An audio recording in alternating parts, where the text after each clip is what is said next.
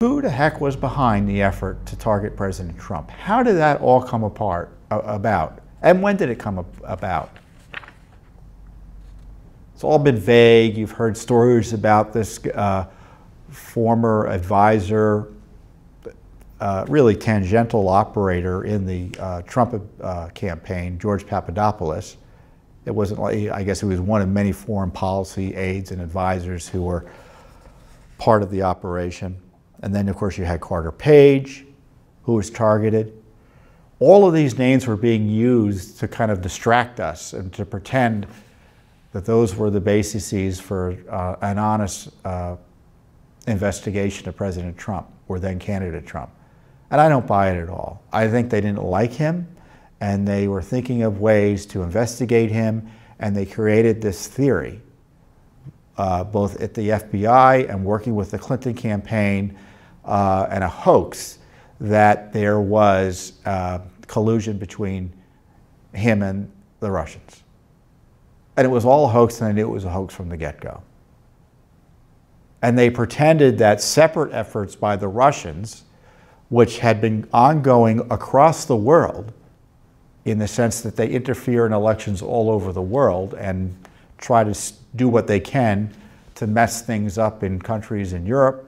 And certainly they were doing that here in the United States. However, as being alleged by the intelligence community and the Mueller Special Counsel, so I'm relying on them, and they can't be trusted in many ways. But assuming all that took place, there was never any evidence that President Trump, then candidate Trump, was involved in any of that.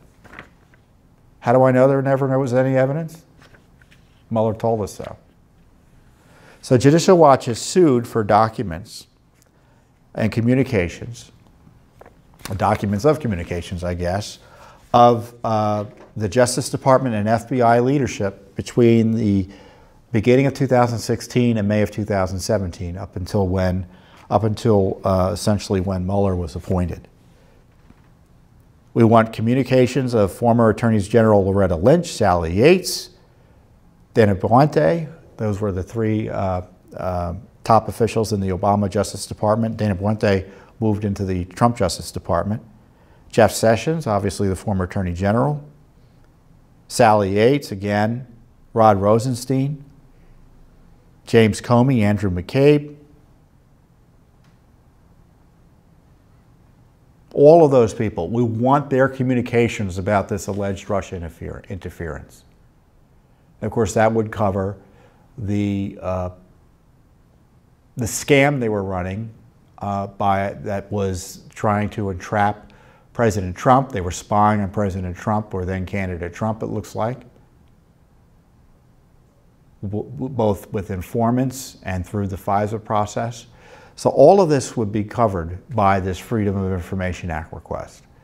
So this is a key request to uncover the deep state efforts to create the Russiagate hoax to target President Trump. So as Congress does nothing or fights on or engages in a fake fight over the Mueller report, Judicial Watch is in federal court right now seeking core documents about this deep state coup against the president.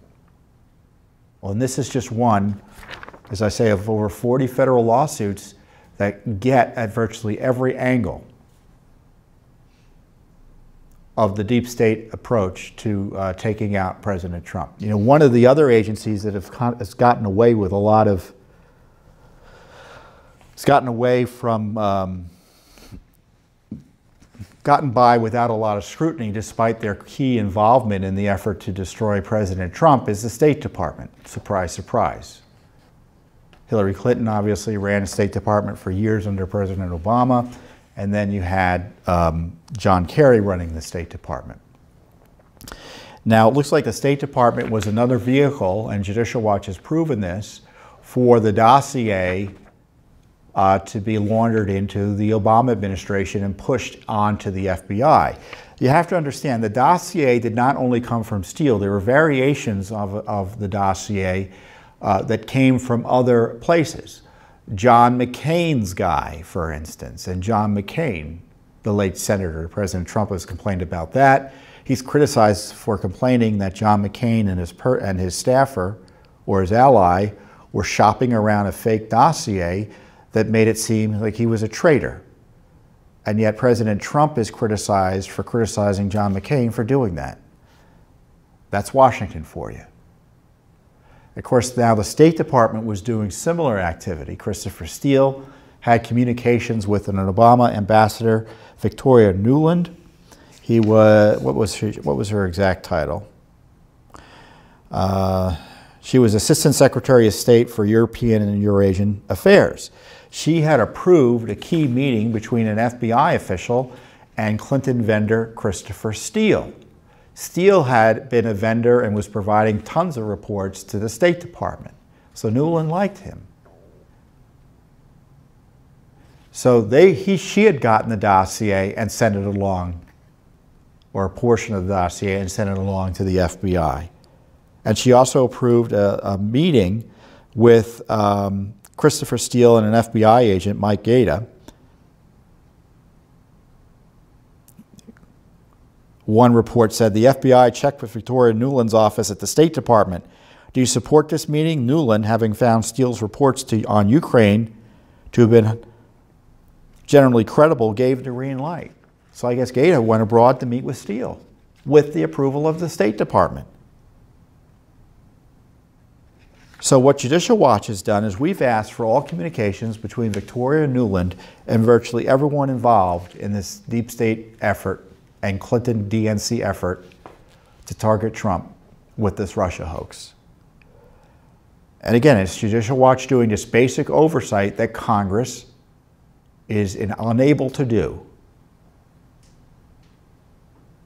It generally refuses to do, but it's almost always unable to do.